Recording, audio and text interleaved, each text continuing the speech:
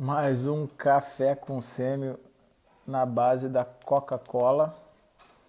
Hoje o tema é técnicas, a continuação da semana passada. Técnicas, Flávia, básicas de entrevista. Alexandre Zaluski, duvido você dar um oi pra mim aqui nessa live. Maior jogador de vôlei médico da história. Estão me vendo bem, me ouvindo bem? Galera, hoje eu vou falar ainda das técnicas básicas de entrevista do livro do Mark Schwartz, que é um livro americano e que foi traduzido para o português como Tratado de Semiologia Médica, História e Exame Clínico. É um livro que é traduzido com o uso da palavra semiologia, apesar desse termo não ser usado nos Estados Unidos para semiologia. Eles usam exame físico, né? Physical Examination. E eu vou falar, dando continuidade ao episódio passado do Café com Sêmio. Olha o Alexandre aí. Nossa, o pessoal tá puxando o saco. Eu tô precisando de hater, hein? Dizem que cada hater que aparece dá um ibope danado. Você tem que me xingar também, falar um monte de coisa. Mas enfim, hoje o objetivo é continuar as técnicas básicas de entrevista, né?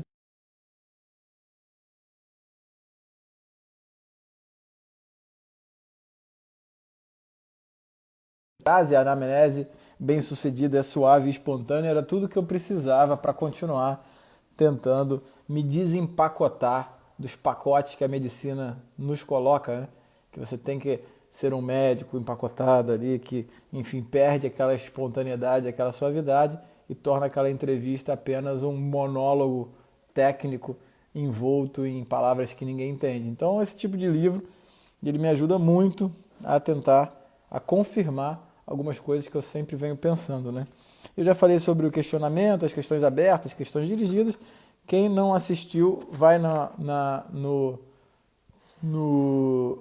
Porra, cara, eu vou te falar que esse negócio de largar a medicina e ir pra biologia, de verdade, eu cheguei a tentar fazer doutorado em artrópodes, lá na UFV, mas estava começando a pandemia.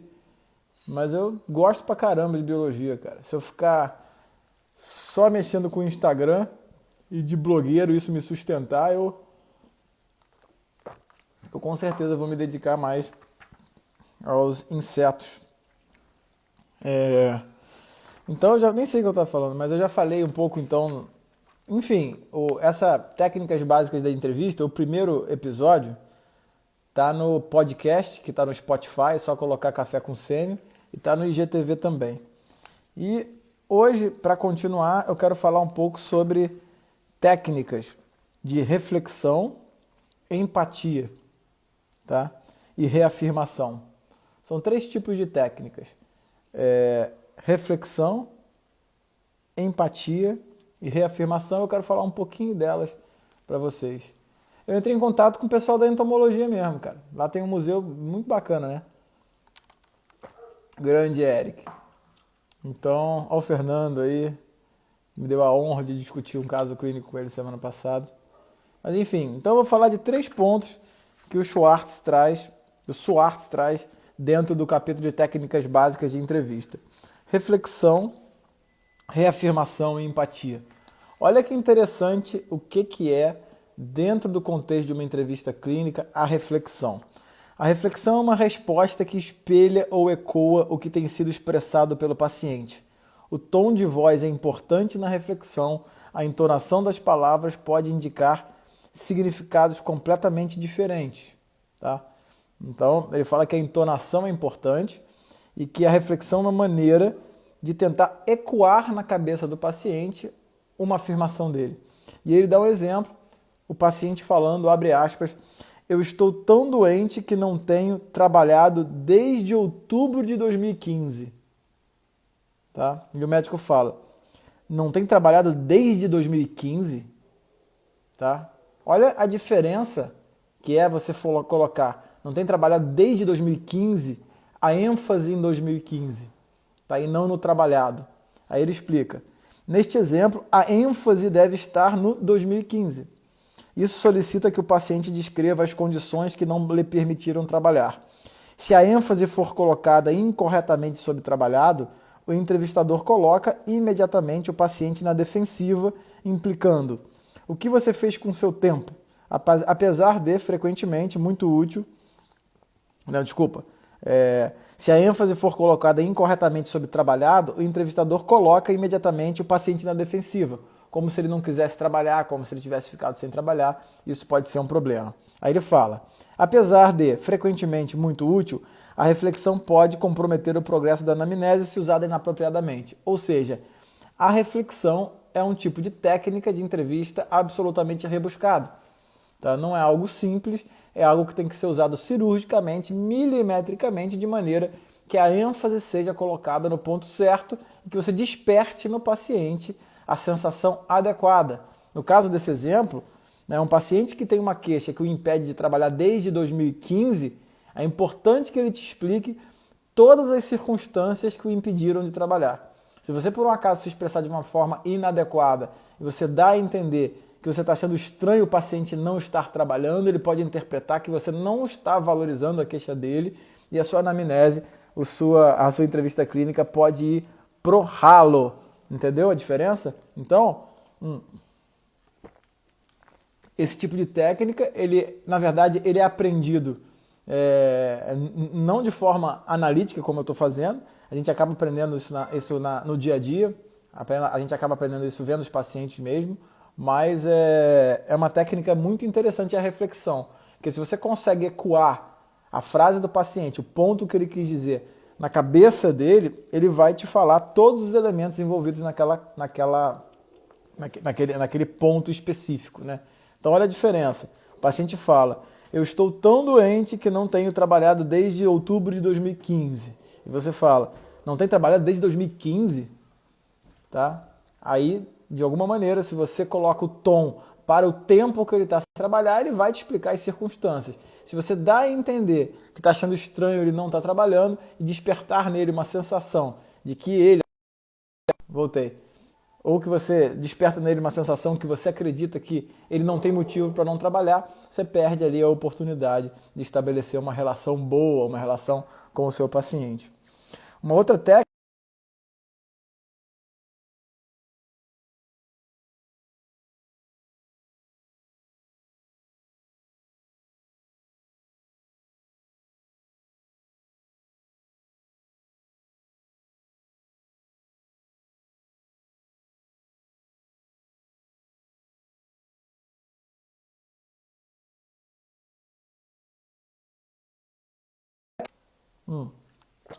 Então não é incomum, às vezes em queixas mal específicas, em queixas pouco específicas, em queixas que o paciente não está conseguindo ali se expressar direito, às vezes porque a sensação é difícil de ser colocada em palavras, você reafirma aquilo ali de uma maneira mais sumarizada, mais sintética e mais explícita, o paciente ele passa a ter mais empolgação, é como se fosse um combustível que você coloca na entrevista clínica, né?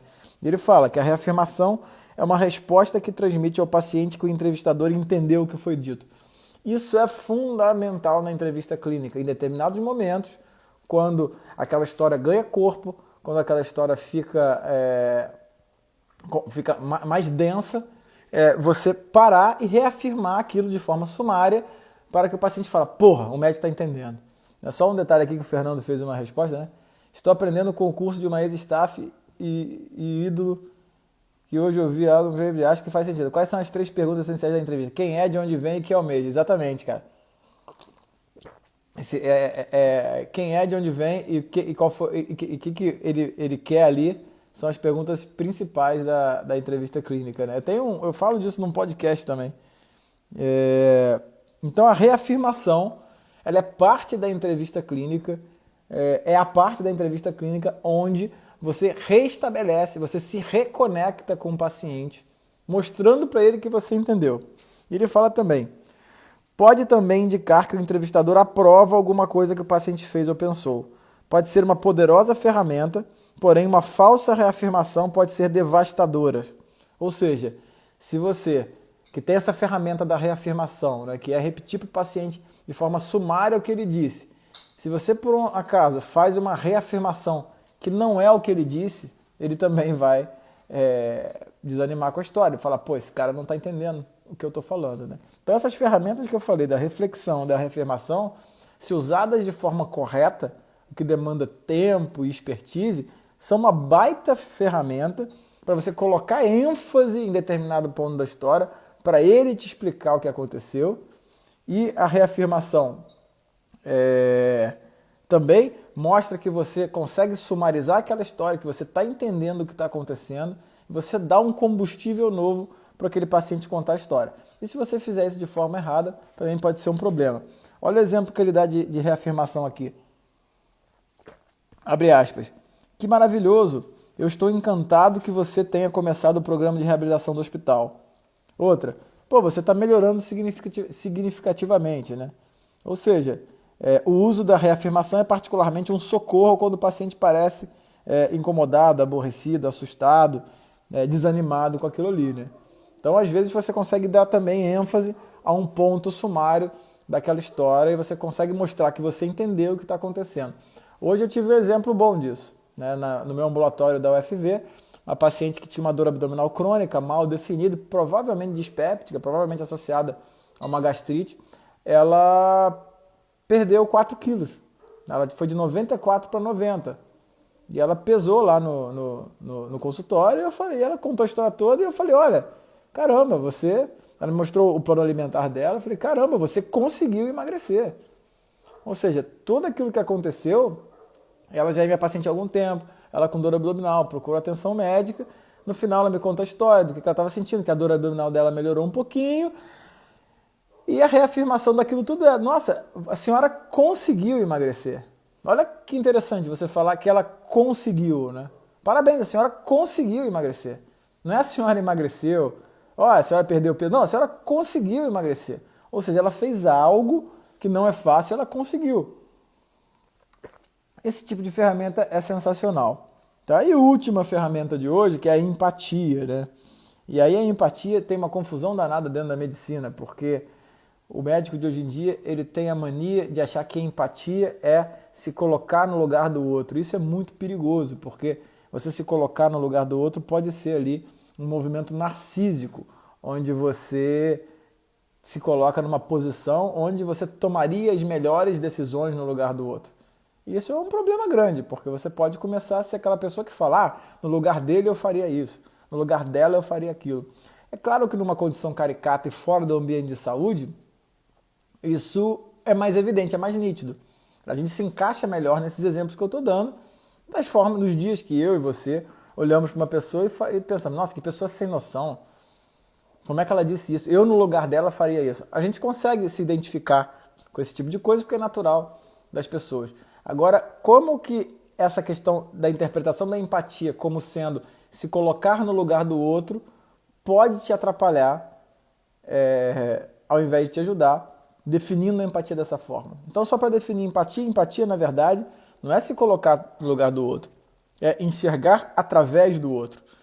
Porque quando você enxerga através do outro, você enxerga no outro as melhores possibilidades para a vida dele, e não a forma como você estaria no lugar dele. Isso é completamente diferente, né? Então vamos tentar exercitar a empatia como sendo enxergar através da pessoa e não estar no lugar da pessoa.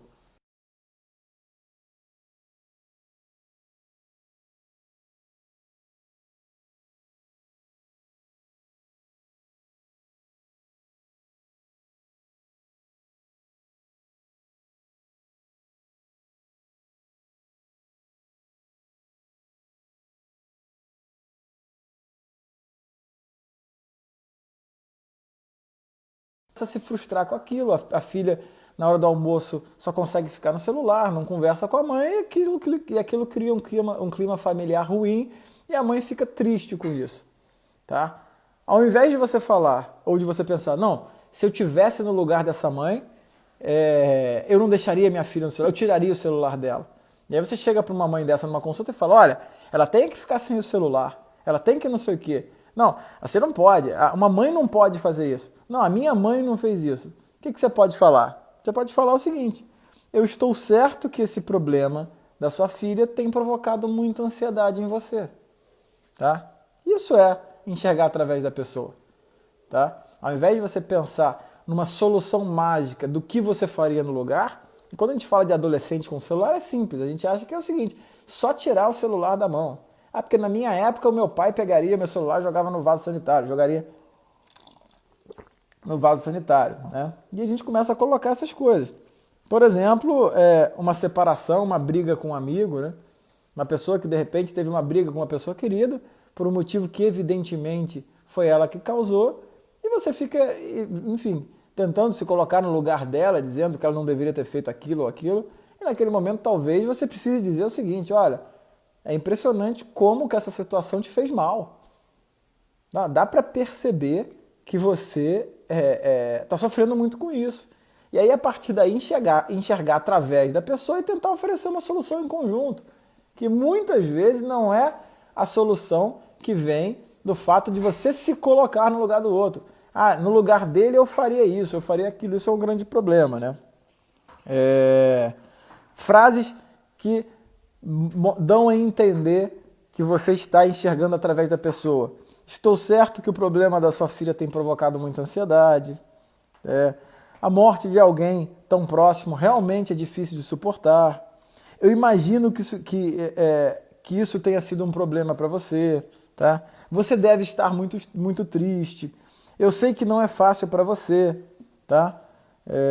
Então esse tipo de frase, onde você fala do sentimento do outro e não do que ele deveria fazer para sair daquela situação, elas mostram que você está tentando enxergar através do outro.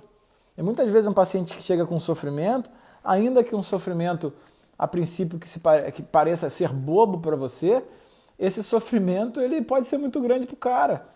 Tá? E o que ele está precisando ali, antes da sua solução, é uma demonstração que você enxerga através daquilo. E entender a proporção da dor é enxergar através do outro. Putz, porra, mas não é possível, esse cara está triste por causa disso. Tá? Isso é falta de empatia, isso é um movimento quase que narcísico. De você se colocar no lugar do outro e pensar assim: nas condições dele, eu não estaria triste. Tá? Se você olhar e falar assim: poxa, de fato esse cara está triste por causa disso, sendo besteira ou não, né? Tá todo mundo sem som aí? Sendo besteira ou não, de fato esse cara está triste, entendeu? E você vai lá e fala. Então essas frases, eu percebo que você está triste, eu estou vendo como que isso te abala, são extremamente importantes para a demonstração de empatia e para você refletir sobre o que é empatia. Então lembre-se que empatia é enxergar através do outro e não se colocar no lugar do outro. Valeu, galera. Um abraço a todos, fiquem com Deus e até breve.